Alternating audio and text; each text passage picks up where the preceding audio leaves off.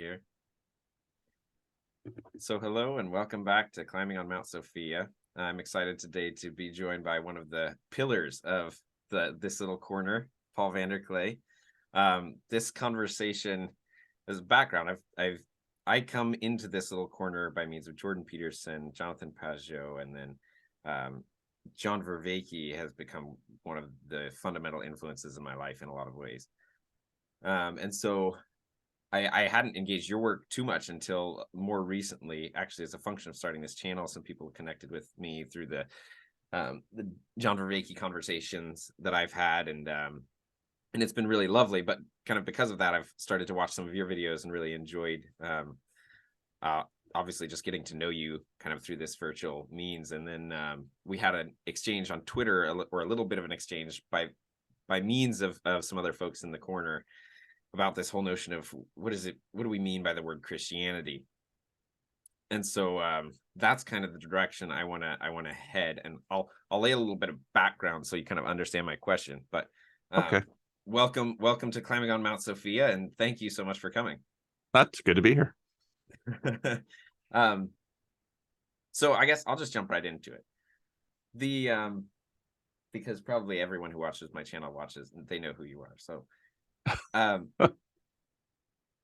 so I've been having this struggle, and there's two different aspects of this question. One is like, what does it mean to call yourself a Christian in kind of an existential sense? Like, there's that whole question, and I'm interested in getting into that. But first, I'd like to ask a little bit of a different question, which is, since engaging with John's work, it's become really important to me not to equivocate the words I'm using. And for me, that really lays itself out in terms of when I am trying to articulate something and even just understand my own experience of the world. If I use the same word to mean the same thing every time, it's stable for me. And then that gets even more significant in conversation with others. And so I'm running up over and over again against this term Christian and Christianity.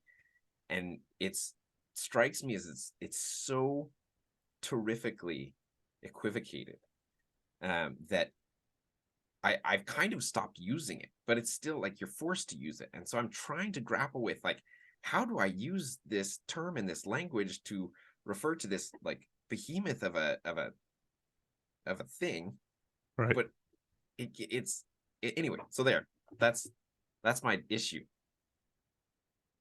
I didn't hear a question. I see your reality. I see the problem, and to see the problem says a lot of good things about you, because in some ways, for Christians, Christianity is reality. Like, Christ is reality. You know, the Apostle Paul in the New Testament. So Jesus, you have kingdom of heaven, kingdom of God in the synoptics. You have eternal life in John. And then you have in Christ in a lot of the Pauline literature. And so you're quite right when, you know, and this is where some of the work of Tom Holland is helpful, because, you know, his backstory, he was left the church at 6 years old or something, and just got a university degree, was interested in history, wanted to be a great writer, started writing vampire novels. That didn't really do it. So then he wrote Rubicon, which is, he loved dinosaurs. He loved the classical world. And the more he studied the classical world, the more he began to feel the distance between the present world and the classical world. And then he wrote this book on Islam, and Islam's basically Islam's creation story of Islam itself. And there's a lot of historical issues with that. I mean, if people think there are issues with the origin story of Christianity, just compare it with Islam. It's not even close. And so then he starts going on the road promoting his book, and really annoyed a lot of Muslims. And one guy finally said to him, why don't you study your own religion? He's like, well, I don't have a religion. And then he writes this book, and he begins to realize that the Western world, and to a degree, any place that's been impacted by secularity, is deeply, deeply formed by Christianity. And even the even those pushing back against it. I mean, this is what Peterson was pointing to when he, the atheist, he would say to the atheist, you're not really an atheist. And of course they'd get all offended. It's a sect of Christianity. Exactly. Yeah. Atheism is sort of the secret second sister to the church. Mhm. And so what does that mean in terms of this word Christian? Who is a Christian? And especially because you have all of, so I'm going to talk to John and Jordan B. Cooper this week. And I was listening to Jordan B. Cooper's critique of John again, and just thinking about how these issues are so difficult to untie and unpack. And, John, with his interest and pursuit of Neoplatonism, this stuff has been together for so long. I mean, Augustine, was Manichaean for a while, then deeply Neoplatonic. I was talking to Al Walters once on this listserv, and he was talking about, one of his interests in Augustine is his Neoplatonism. And, John making the observation of the deep connections between Aquinas and Platonism. And some people have said, Christianity is Platonism for the masses. So there's no getting around Christianity almost anywhere in the world, even places that want to be ostensibly secular and anti-Christian. And so, yeah, the term is tremendously fraught, which and then just in common use, well, are you a Christian? Well, what do you mean by that? As someone who lives in Saudi Arabia, everyone in America is Christian, except for maybe a few Muslims and Jews. But everyone else, all the atheists are Christian. And they've got a point. So what then does it mean to, in American terms, to be a Christian? And when you're in church, you have this in depth, because a lot of what churches do is tell people who are ostensibly Christian or self-identify as Christian to say, you're not a good real Christian. You should be a better Christian, a more real Christian. It just, there's no end to this dilemma. Okay, so what I'm hearing you say is, like, you want to make, like, Christianity is this thing that underlies, it's like this operating system that a whole, like, everything we know of as culture, and I agree with this version, is like and it's embedded in the grammar, as John likes to say. It's so deeply embedded in the strains of thoughts that we all stand on, and even the strange ways in which it's fully self-critical of itself. It's still standing on itself to start with. So like, and that's the way that it's like this collective form of ideas almost that's running on us. But then on the flip side, so there's that thing that's happening, and then there's all the layers that stack up off of that with all their distortions and things.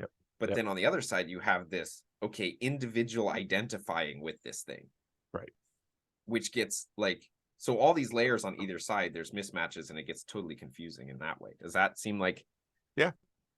And I think that's part of the reason why if you look at the 1970s, so I laugh every time someone complains about Christian nationalism, because that has been the default position of the United States from its inception, even though, I mean, deism is a strain of Christianity. You have all of this. So then in the 1970s, you had this born again movement, and Jimmy Carter was so-called first born again president. Chuck Colson, after, he had been Richard Nixon's hatchet man, and he meets somebody in Washington who starts talking to him about Jesus. And he basically, in his book, Born Again, comes home and tells his wife that, he's a Christian now. And she's sort of like, I thought we were Episcopalian.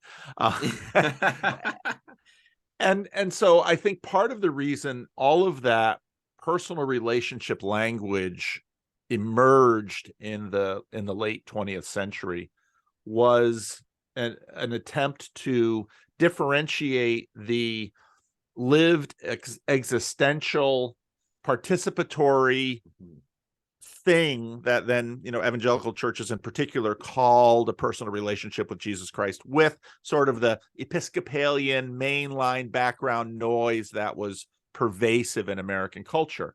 And so then what a lot of evangelicals did, and you see Catholics do it. And I think that's part of what we see with people who are becoming Orthodox and this all movement. They're appropriating it, they're making it something their own.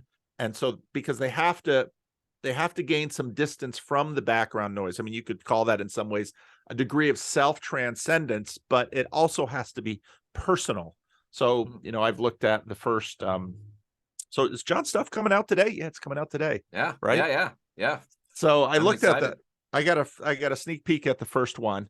Mm-hmm. And all of the stuff that he wants to do, the participatory, the procedural, all of that stuff, we didn't use those fancy words in some evangelical church someplace. They called it a personal relationship with Jesus, but that's the functional equivalent. They needed to make Jesus participatory, procedural, perspectival, and not just propositional. And that's why that emerges in the evangelical church. Yeah, it's almost like, so I guess before I had talked about the overall historical level of the ideas of Christianity, and then you have the persons. But there's this other thing, right, which is what Christianity is in itself, which is something like the person of Christ, right? And a means of participating in reality such that the theosis idea, such that you're in communion with reality as it's supposed to be, and you're it's no longer I that live, but Christ that lives in me. And so that thing in itself, it's almost, I guess the way I see it is like there's the thing in itself, and then there's all of us and our various positioning or posturing in relation to that thing. And based on that is where we get the kind of historical overlay of what Christianity comes to be. And because it's so vast and because it's so significant, we get this massive confusion, because there's just like the number of postures held in relation to this thing bleeds out this historical framework that is just, and cultural framework that's very, very like bizarre and confusing at this point. I think the quest for the thing in itself is analogous to what I've called a monarchical vision. We want, and I think it's sort of sneakily, once again, an attempt to distill Christianity or almost anything else into the propositional. You will never, I do not think our little brains or even our little traditions can capture the thing in itself. And that's, I think that's recognized by various theological statements that are both Protestant and Orthodox or Roman Catholic. When we talk about God not being knowable, it doesn't mean that we can't know anything, but we cannot contain God. And so every time we have this quest for the thing in itself, that's just, to me, another version of the same game of propositional capturing. And I think the motivation for that is, if we think we can capture, well, how would we capture it? Probably propositionally within an abstracted box. If we think we can capture the thing in itself, then we can wield it. And I think fundamental to Christianity and fundamental to anything that is not idolatrous is it cannot be wielded. You cannot wield God. And I think idolatry is fundamentally the attempt to wield God through a statue, through a practice, through a set of propositional beliefs. If I do these things, then it's idolatrous, because we then want to replace God. And fundamentally, the posture you need to have towards God is not idolatrous. It is, I can't even know my wife in herself, or my children in herself, or my church in itself. And so to sort of say, well, I want to really define Christianity in itself, That's nothing you are capable of by virtue of who you are. Yes, absolutely. Because, well, I mean, that's the move of original sin already, right? But it's abstracted up. Like you're taking the original sin thing that you can do just in yourself, in the world, which is, to predicate your belief of what reality is on your own reference point. And then you're abstracting that up a whole nother layer to the layer of the religious.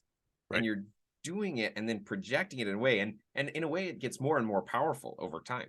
Right. Right. But every time that happens, there's a, it's almost like there's a cascading effect of negative space that's created in the world because of that sin, right? Like that's a sin, but it's a high level sin because it throws off a whole thread, and then everybody downstream of that thread is like missing, like they're missing a whole ability to reference frame. But yeah, the first 3 commandments: I am the Lord your God. You shall have no other gods before me. You shall not make a graven image. And that, I mean, I think people don't realize the revolutionary nature of that commandment. And that commandment isn't merely the commandment to don't make a little statue. That's the specific manifestation of it. But even Protestants who are iconoclastic can violate that commandment in a sense by saying they capture God. No, and that's why you worship God. You don't capture God because you can't. And if there's anything that you should learn from reading the Bible, in my opinion, is that the posture you have towards God has to be one of a servant, one of a receiver, one of a worshiper, not one of a master. When you and we subtly slip into that role all the time. And it's so easy to do, right? It's so pernicious because it's always the third commandment of Jesus that, at least for me, right? It's the temptation of virtue that gets you, right? It's that moment where I'm like, I need to defend this virtue because this is threatening it, and I'm going to use the Bible to do it. That's right. And it's like, now you're in charge of making the thing happen. And it's like, now, well, you're not doing the thing anymore. Right. And, the fear of the Lord is the beginning of knowledge. The fear of the Lord is the beginning of wisdom. And that fear, I mean, sometimes it can be, afraid. Sometimes it can be reverent awe, but fundamental in that is recognizing the asymmetry of the relationship from the beginning. And many religious traditions get that. But it is tremendously difficult to maintain it. You need a religious tradition because obviously you really can't live on nothingness. And even once you say, well, I live on nothingness, well, there's your dogma. I mean, you need something, right. But and so you have to maintain a posture of obedience, submission, reverence, worship. Yeah, it's like you can scale that up, right? It can be scaled up in the way that, we can abstract out these layers of the thing and put them into things like dogma, but they're only used as dogma pointing upward, if that makes sense, right? Yeah. Like as soon as they turn around and point downward, it becomes, the inverse of Christ's, the first will be last and the last will be first. Yeah. And he who is greatest must be servant of all. It's like, if as soon as you start enforcing this dogma top down, instead of using it as like, hey, this is a way if you want to come up, like those are different things. They are. Think about it analogous to, let's say, are you married? Okay. A relationship. Do you have kids? I have a 10-week-old. Oh, well, you just getting started. Yeah, exactly. I mean, you know a lot about your wife. She's and yet she's a mystery to you. Both of those things are true. Yeah. And so I've been married 35 years, and I know you might be able to make an argument that I know my wife better than you know yours, just because we've been together longer.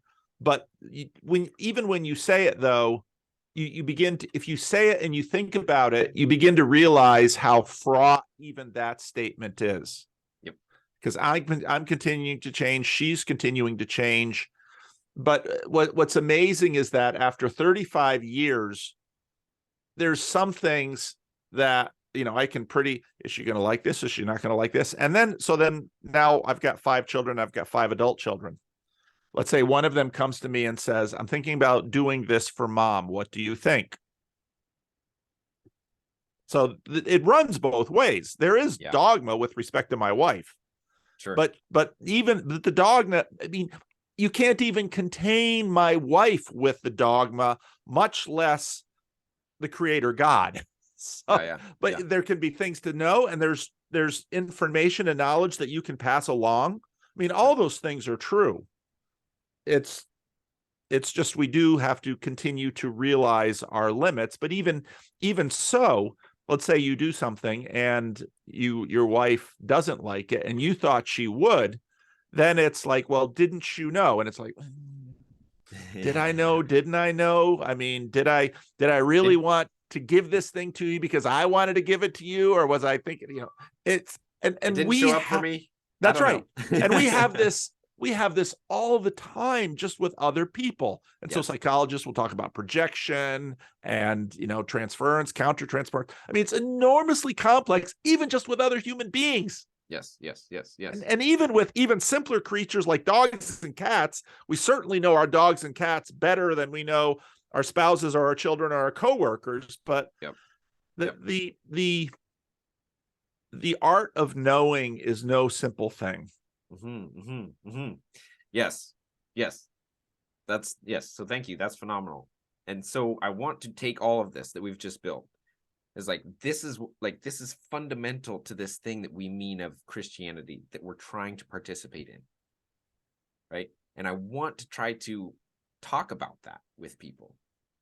My difficulty is I often try to talk about that with people, and what they see is literally the opposite of what we just talked about. They see a repressive system that's engendered, difficult things into the world. And that's a particular viewpoint of it through all these distortions. And that's that. I don't mean to say anything about what that is in terms of its content, but I'm just how do we talk about these in a way that we don't spend all the time just trying to pull apart I don't mean what you think of as Christianity. I'm trying to talk about something different. Does that make sense? It makes perfect sense. And part of the reason in my channel, what I spend a lot of time doing with is just people's stories. Because talk about one of the things that I said this morning, I listened to Rosaria Butterfield talking to Beckett Cook. And so you've got 2 individuals, both who had lived, very gay lifestyles, and both of whom had pretty dramatic transformations. And it was Rosaria Butterfield's. Her story's pretty famous now, but when you listen to her tell her story, it's just a story. And now she's got a whole bunch of other, she's been writing books, and she's got a whole bunch of other messages that she's sending out. She's got you can sort of place her in a particular bucket of Christians in terms of a whole bunch of things. Fair enough. But the story, there's a level to reality that stories capture, and it's a very durable layer. It's not perfect, but it's a very durable layer. And usually, again, what we want to do is give people deliverables where, and again, what is a deliverable? It's usually procedural, or it's propositional. It's an abstraction that you can just apply to your life. And that's completely human. It's totally well and good. We should all make use of the deliverables around us. But I'd back off of Christianity and using that word, because once you use that word, people, we're just right there with people. And it's back off the word and tell the story. And again, even even the New Testament phrase, I mean, be ready to share with people the hope that is within you. That's a very story oriented, and it's automatically, it's all 4 P's right away. It's perspectival, it's procedural, it's participatory. What hope do you have within you? It was interesting in her talk with Beckett. She was talking about the fact, so she was a university professor, I think, in University of Syracuse. She was a tenured professor in English literature and gender studies, and she was basically going to write a book about these horrible evangelical Christians, but she's a serious scholar and a researcher, so she decides to research, and she got all kinds of letters from hate mail and love mail from people on different sides of the gender fight. And she got one more particularly interesting letter from a pastor, and she just began a relationship with him. And one of the things that she noted was that in her religious context, everything was political, and it was all about politics and activism. And they lived and died on that hill emotionally. And one of the things that really impressed her was that clearly these conservative, reformed people that she was dealing with had strong views of all sorts of things, but they didn't live and die in their politics or their activism or anything. They were living and dying in Christ, and that meant a certain amount of freedom from the ups and downs of, and you can apply this to churches, the ups and downs of Sunday morning attendance, the ups and downs of the YouTube algorithm, the ups and downs of all of these things, because your life is hidden. Your life is hidden in Christ, and that all these other things are going to happen. So what you can really share with people is you.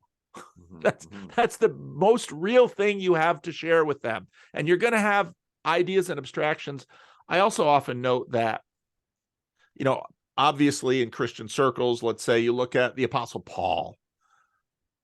If the Apostle Paul was walking around today, what opinions would he have about all sorts of things? The truth is they'd be all over the map. And perhaps some of the people who count themselves the greatest followers of the teachings and writings of the Apostle Paul, he might hate their guts.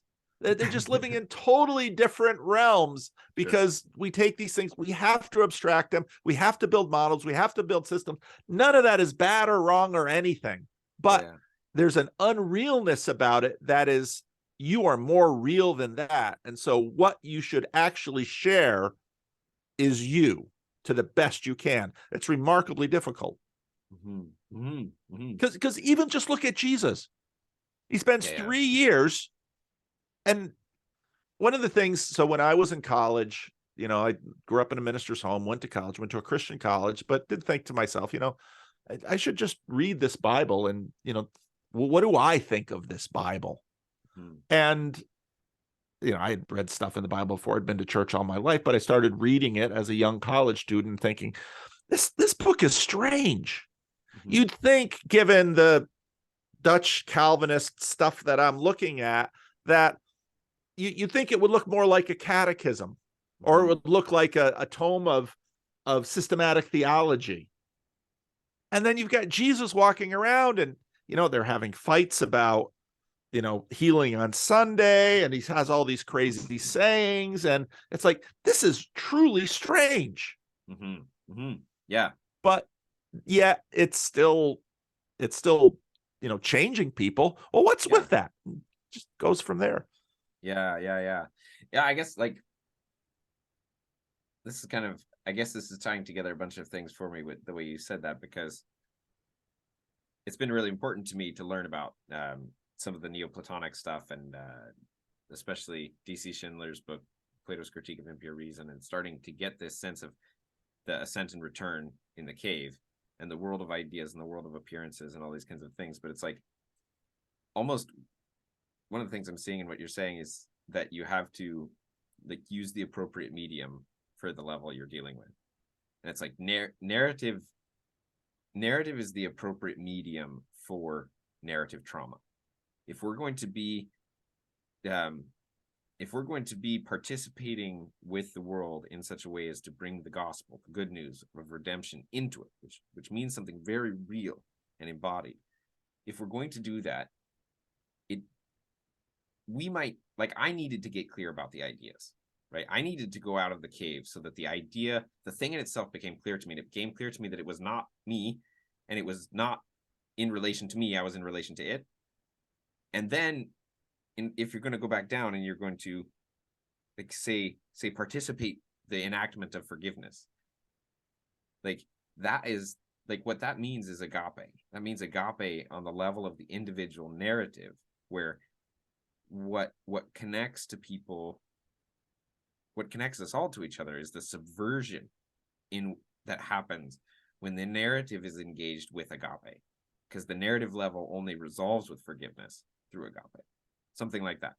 Mm-hmm. Well, and if you look at, say, something like forgiveness, let's say, oh, I'm going to learn about forgiveness. You can go to Amazon and find the top books, in, because Amazon likes all these little micro rankings, top book in forgiveness. Yeah. you can read that book categories, right? Right. You can read that book and not learn anything like you would learn if, let's say, someone close to you betrayed you, and what that would call you to. Mm-hmm. And then what forgiveness looks like. And again, all of this language is an attempt to approximate it, but even just look at the language looks like. Looking is a very, receptive enterprise. And that's the Christian life. Yeah. That's what you do. It's this is one of the things I appreciate about, what John is trying to do. He's at least recognized that, I love what he said to Jonathan Peugeot about Plato. I mean, the way we taught Plato is just stupid. And it's not that those dialogues are unimportant, and they are important. They've shaped Western history. All that is great. But life is to be lived. And if anything is going to be of any use, then, having the painful, difficult thing of having to forgive someone, if someone pays attention to it, is far more instructive than the best book you can find on the Amazon list of forgiveness books. Yeah. I really appreciate this conversation, because this is actually kind of like, there's a real insight in this for me, because I'm seeing this way in which, like, one of the things I've just been, like, kicking against is this feeling of exclusivity about Christianity. And that's been one of the thorn in my side that's driven me down this whole path. But once I felt like I was able to make peace with the actual idea itself, then I'm trying to figure out how to communicate it or walk through it. And there's something of, like, this, how John always says, put on my grave neither utopia nor nostalgia. Yeah. And I found that to be so helpful as, like, an existential, I use it almost like a koan, because I see in myself, in this way, there's, like, this utopic vision of, like, man, if we could get Christianity right, if you all just could understand it. But then what? Tell me. Exactly. Then we would all just live, right? But, like, just live now, which is always the teaching. Yeah. Yeah, you could, and that's a fun exercise to do when you watch someone being, dramatic, either towards disaster or utopia. It's like, okay, what then? And think about how to be a Christian towards your dog. You can say anything you want to your dog, and they're only going to get 30 words. Okay. What is living the life of Christ towards your pet? What does that look like? It is a life that is lived. And again, we're not going to get away from having to talk about things, have abstractions, have models. We're not going to get away from any of that, because that's a function of, for a certain subset of us. I made a video a few months ago basically, I don't remember the title of it, to the effect of, why, why so often unsophisticated Christians are better Christians. It was something to that fact. If you look at my channel and you search sophisticated, you'd probably find it. Sure. But because I saw that where you got all these smart people who've read a lot of books, and again, I love all this thinky talky stuff. I really do. I need it. I need it for me. I need it for my heart. It's just part of how I'm wired.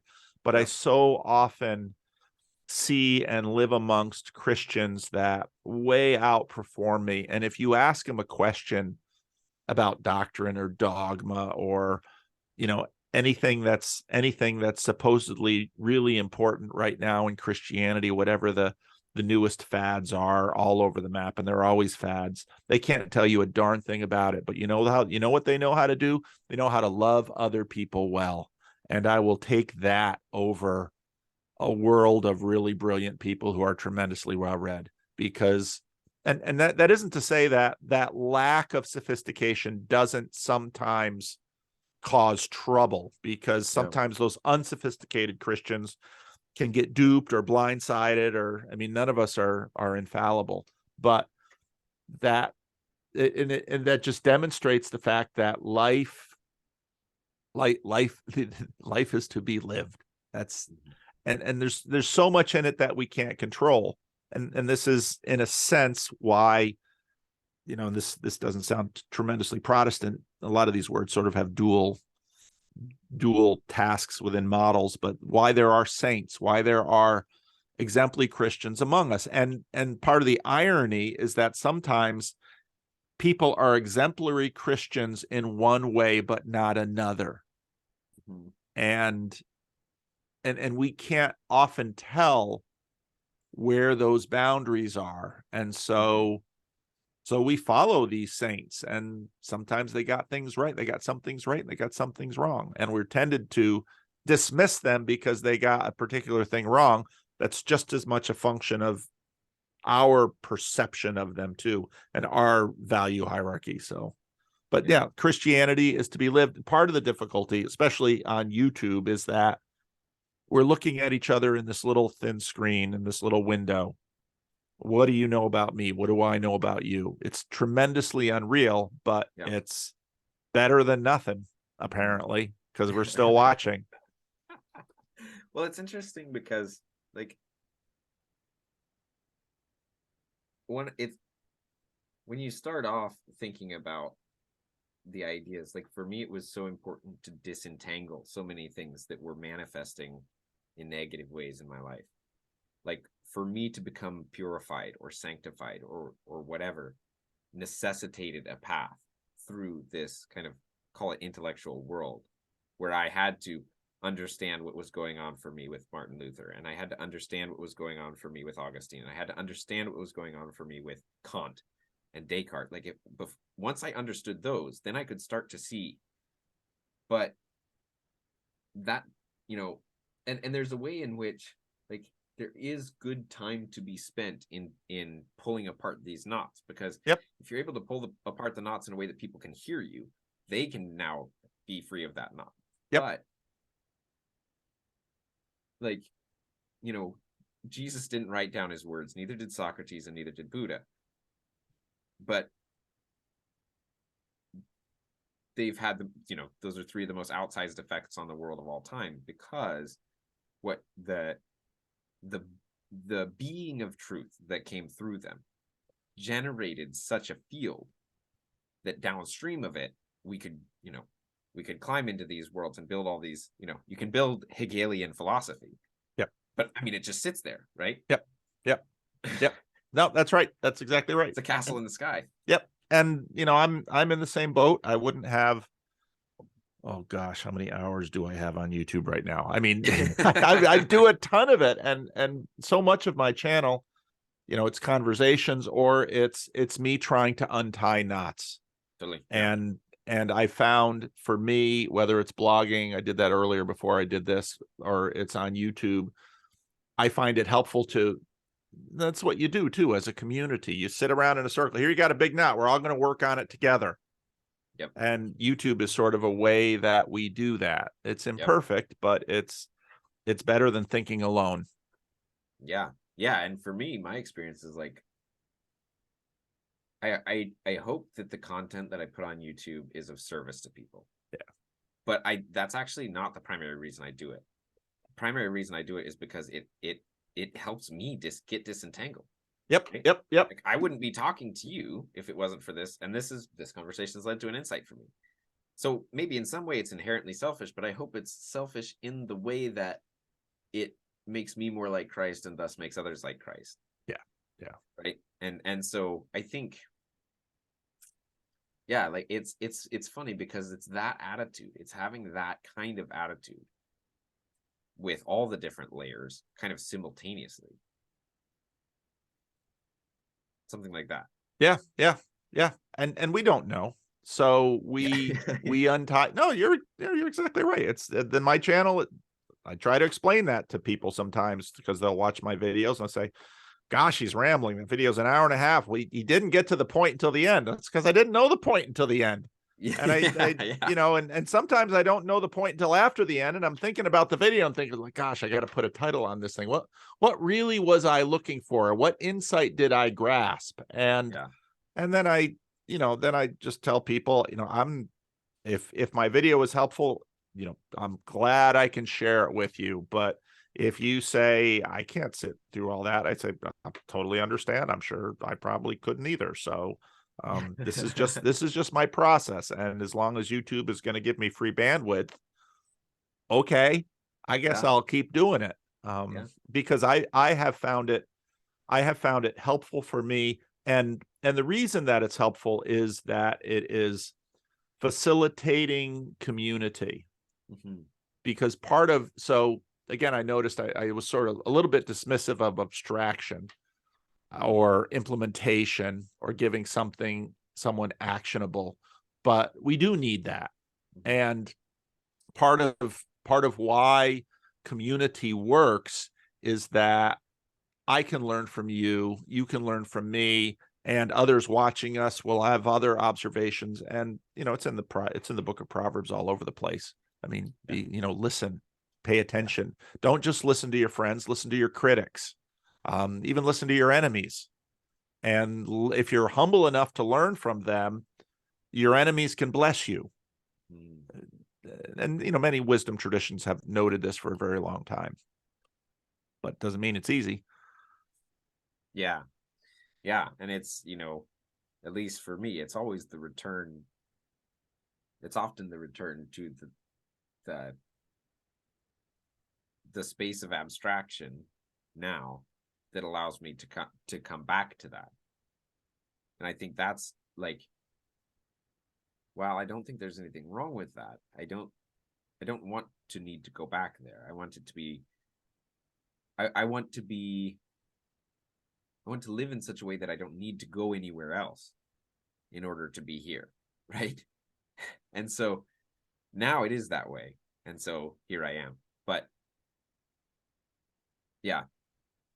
Well, I think I don't think we should be too embarrassed by going there, because when you think about what abstraction is, I did this for a while on a lot of my videos. You've got lower and upper register. Upper register is sort of the world of the mind, and the world of the mind is heaven-like in some ways. There isn't decay, and so going there and visiting there is not a bad thing. It's that human beings are deeply connected between both, and to actually attain it is a good thing. It's just that in this world, this up here is it's to serve the lower.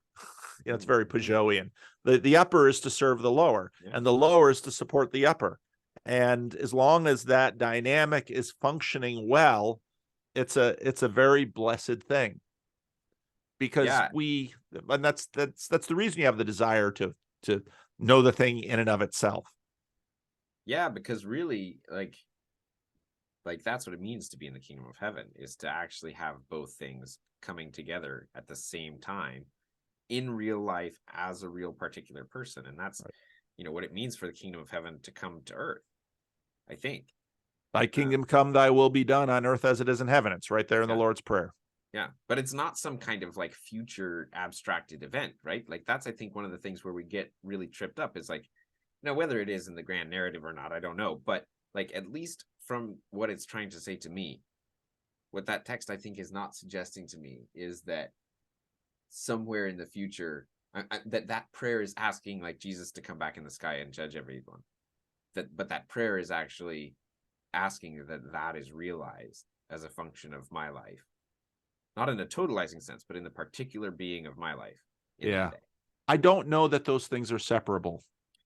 Okay. How because so? Well, we so live. My wife and I are going through this this very interesting series on Hulu. The guy's name Ramy, Ramy. It's about a kid who's grown up in North Jersey, and his parents were Muslim immigrants from Egypt, and he's just trying to figure out if he wants to be Muslim or not, and trying to figure out his life. And there's one episode where it's quite a remarkable series. Different episodes often focus on different family members, and the one episode on his father. His father had lost his job, didn't want to tell his wife, didn't want to tell his family, was getting tremendously stressed out because bills weren't getting paid and all of this stuff. And finally, his son, he blows up at an important family meeting, and his son goes out to him, and his father says to him, I live in the future so that you can live in the present. And I want you and your mom and your sister to all live in the present. I'm going to live in the future. I mean, I'm going to think about the bills. I'm going to think about, and as human beings, as we live in history, we're almost always forward looking and forward leaning. And I often, it's so funny because it becomes a cliche in our culture. Well, live in the moment. And I think, well, like my dog, like the apes in Africa. No, we don't get to do that. We do have to navigate that so that we're not simply living in the future, but the future does orient us. And John was talking about this. The sacred double is different from what I talk about the secret sacred self, because the secret sacred self is a much more Gnostic. It's a sort of Gnosticism that's in our culture, but the divine double, that's what John calls it. Where we are, there's a future you that you want to become. And there's absolutely nothing wrong with that. And in many ways that has to line up, that has to go all the way to the top. And that's what we do with, when we talk about the second coming of the Lord, thy kingdom come, thy will be done on earth as it is in heaven. All of that just lines us to the future because we are creatures in time. And I think, especially for us, if we sort of take the skeptical route of saying, oh, I don't know about the second coming of Christ, or I don't know about my participation in the afterlife, I think that sort of cuts us off at our knees, and it doesn't help us sort of orient ourselves properly. I don't think we can actually function without mentally projecting ourselves into this future. I think that's just part and parcel of how we live. And, I know John and Jonathan have gone back and forth on that. And I think they've sort of arrived at a certain detente with that. But I remember Peugeot saying in one of the early conversations, I think it's fair to say that existence isn't itself narrative. And the last conversation that John and Jonathan had, I thought was really good on that. Existence isn't itself narrative, but I don't know that we as human beings can seriously operate without it. And you get that by reading in scripture. Just go through your Bible and try to find all the places that it talks about the life of the age to come. I'm going to use that language because I think it's a little bit sharper than some of the other terms. We have no idea. Yeah. Are streets really going to be paved in gold? I mean, Right. we don't have any idea. And all of the, the Apostle Paul basically probably talking about himself, caught up into the third heaven, you can't articulate it. Mm-hmm. That actually sounds very reasonable. But I think we have to still use our narrative, future leaning orientation to actually achieve the transformations that we're looking for. And part of the reason I believe that is because in watching, let's say, the modernist fundamentalist fight in America, I don't want to discount the modernists, but I think the path of fundamentalism, for all of the pitfalls and things it fell into, actually in many ways was more reliable because they didn't naively jettison the symbolic narrative language. And I think more modernists got lost because they didn't appreciate, it'd be like if you're trying to make your way through the wilderness, say, I don't need that map. That map is not the wilderness. No, it isn't. But it's going to be really helpful for orienting you to get through an actual wilderness. Mm-hmm. Mm-hmm. Yeah. Thank you for that. That's, this is interesting because this has been one of the things that I've been working with for a while is, I, it first showed up in that dialectic with Jordan and Jonathan and John. At least that was the first I heard of it, where, John is insisting that narrative is not the fundamental ontology. And so, like, at first it just kind of bothered me, and then slowly I started to work with it. And as I've worked with it more and more, I don't know, like, I think all this territory gets very tricky because it depends on which side you're speaking from, right? If I'm speaking from the side of like me in my particular mind making sense of the world, that's one side. And then there's the other side, which is kind of the transcendent reality that we're pointing to. But we're talking about how to orient them or orient our relationship to them. So there's a weird paradox happening where it's like, okay, narrative is fundamental in this thing, right? Like if I don't have narrative when I'm working through my life, it's fundamental there. And in that way, well, no, I'll come to that argument later because this is an argument I want to make at the end of this. But then on the other side, there is some kind of transcendent thing that is real. And I know that at the end of the day, it's all okay because it has to be. And so you need a narrative that gives you that while you're still in the narrative. But when you're in the narrative, there's and you perceive that as being fundamental, you almost are forced into some utopic, or you're almost forced into some utopic slip. There's a little slip there where it's like, as soon as Jesus is actually coming back when things get really bad, like there's a slippery slope. So it has to be like, I think John's point in this last conversation with Jonathan was really important to say that I don't think that I'm not trying to do away with narrative by any means. I'm just trying to say that, and I think really the argument he's making here is like, you're not the center of the universe in your egocentric state. Really, when you make this shift in your head, you notice how your life is being lived and it's constrained to a certain space, and you're constrained by forces you can't understand. You do have agency in it. You are a real agent, but it's all more complicated than you can know. So just do your best and be in it. And so I think that is where I've gone with that problem. And it's led me to this point where I think, like, I want to make the argument that Christianity as the story of Christ and this whole thing is like the completion of the narrative, such that you can drop out of the narrative, but you don't have problems with it, right? Because there's all kinds of other traditions that drop you out of the narrative, right? Like Buddhism, you drop out of the narrative. There's all kinds of ways to drop out of the narrative, but none of them like bottom out the narrative in itself, right? Like the claim that Jesus becomes incarnated and actually dies and actually rises again. It's like, it bottoms the whole thing. So for me, I guess Christianity has become a non-narrative narrative. It's a narrative that finishes the narrative and allows me to engage with reality in a non-narrative way.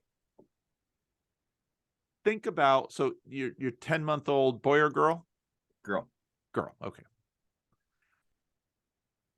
I bet you cannot look at your daughter and not construct a narrative. Now, that narrative isn't terribly present to you, but if I were to ask you, what's your daughter going to be like at 3?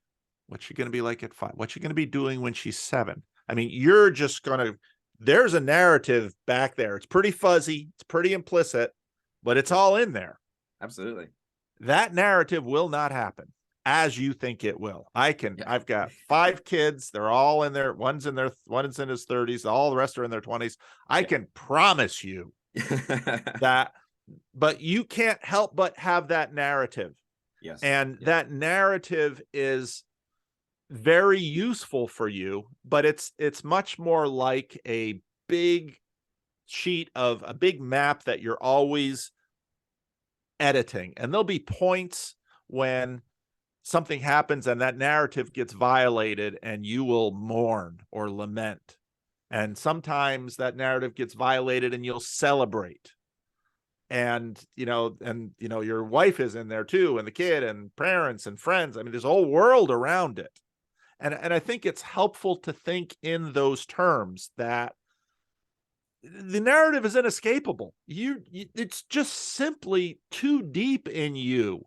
This is an operating system that you are using, and it's going to be flexible. And I think if we think in those terms, when we think about Christian eschatology, that's super helpful, because of course Christian eschatology is one of these areas that there is by no means agreement on in the church. There's the dispensationalism, there's the, pre-mill, post-mill, a-mill. I mean, there's all these different schemas. And there's no agreement in the church on this, but narrative itself, I think it's inescapable. Now, how you handle that narrative with respect to your relationship with your daughter, it's pretty darn important, because there's going to be some opponent processing in your relationship with that narrative. There's going to be times as a father that you insist on this narrative with your daughter, and there's going to be discipline. There's going to be tears. There's going to be all kinds of drama in play, because you're going to be like, these are things you do and these are things you don't do. There's going to be other times when you're going to have to give way. Your narrative's going to have to yield to all sorts of other things, and you're going to be right there in the middle, adjusting the whole time. And I don't know that is tremendously different from our relationship with narrative, with our lives moving forward in Christ. Because again, back to where we started, thinking about our relationship with Christ in relational terms more necessarily than in theoretical terms helps. And that's when you begin to realize the dynamic nature of the mapping and unmapping. Yeah, I think I agree with you for everything on this side. For me, that I don't know how to say exactly how there's something else for me too.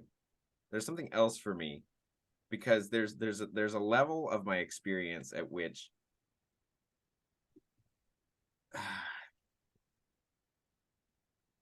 it's the kind of level that I've only touched through meditation and kind of like mystical kind of experiences. But you have that with your daughter too, right? You come into her room. She's 10 months old now, so she's probably starting to stand up in the crib, right? 10 weeks. 10 weeks. Oh, 10 weeks. Yeah. Oh, sorry, you're just getting started in the mystical relationship between, especially the mother's ahead of you, because she, you might have felt a little rubbing on the belly, but she's way ahead of you in this. But you are going to also have non-narrative mystical experiences as a father. Mm-hmm. there are going to be moments of I've had a couple transcendence. already. Yeah, yeah. Yeah. Just And like there was a moment, like there was this moment where I was actually kind of out of my own way, and I was like, I had her there and she was just staring into my eyes, and like, yep, yep. and I was, you know, I have all this stuff about agape and all this stuff that I'm trying to like embody and participate in that moment. And it was a very, very profound experience. But Yeah. it was And the it's not kind of, narrative. No, I get your point. yeah. And now, but then you're going to have, then your narrative and your non-narrative are going to be in conversation with each other, because you're going to desire more of those non-narrative moments. A birthday party is, in a sense, the interchange between the narrative and the non-narrative. Sure. You're using the narrative to set up a non-narrative, which is, the celebration of her, giving her that, and Americans often do, giving her a big piece of cake or something on her first birthday, and gets it all over. Yep. Yeah. Well, I think I've enjoyed this a lot, and I'm not sure if now feels like an appropriate time to end it for you. I'm kind of feeling satisfied. That's okay by me. That's okay by me. All right. Well, thank you so much for coming. Any final things you want to say, or? No, it's a delight. I love doing this, and I haven't watched too many of your videos, but you know how YouTube is. You start watching a few, and they keep serving up more, and so I've caught some of it, and I just want to encourage you to keep doing what you're doing and keep climbing that mountain, and keep thinking and sharing and thinking in public and thinking with others, and yeah, continue to enjoy your marriage and your child. I mean, I am dumbfounded by our culture, where people so quickly are dismissive of one of the most challenging and potentially joyful things that, I mean, people want to travel and go visit other countries, and it's like, if you have a child, it's an adventure like you can't imagine, and it's a lifelong adventure. So, but I was, when I was young, I was too dumb to know that. I didn't know. And now that, and now my kids are young adults, and we just had the holidays, and boy, there's nothing like having the kids home for the holidays, and hoping that soon there'll be some weddings, and then at some point, I mean, it's one of the great gifts of human life. It's one of the most challenging, but so congratulations, and yeah, pursue it. That's a whole nother mountain in of itself. Indeed. Well, thank you very much. That's very kind of you, first of all, and appreciate the encouragement. And yeah, it's I've so far I've been attempting to take the role of fatherhood as seriously as I can, from the perspective of trying to understand just what's going on, and it's been quite a roller coaster. So Yeah. thank you for the encouragement. I appreciate you. Wonderful. All right, all the best. All right.